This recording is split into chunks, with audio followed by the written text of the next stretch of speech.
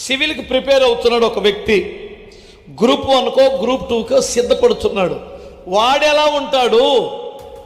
ఏదో ఒకటి చేసి రోడ్లు అమ్మడి తిరుగుతాననేవాడు ఎలా ఉంటాడు?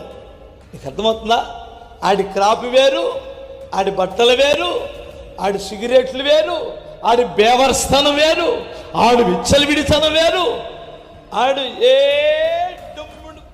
వాడు ఎక్కడ ఎగిరినా సరిపోయింది.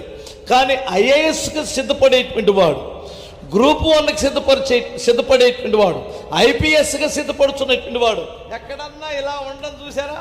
అర్థమవుతుందా మీకు? హల్లెలూయా.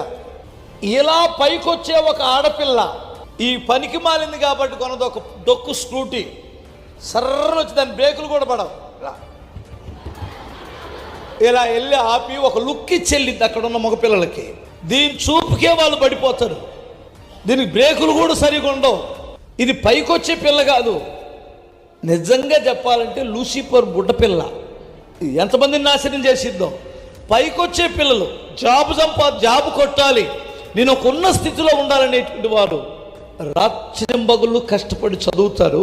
వారి డ్రెస్ విధానం వేరు, వారి జీవితాలు వేరు, వారి పరిస్థితులు వేరు.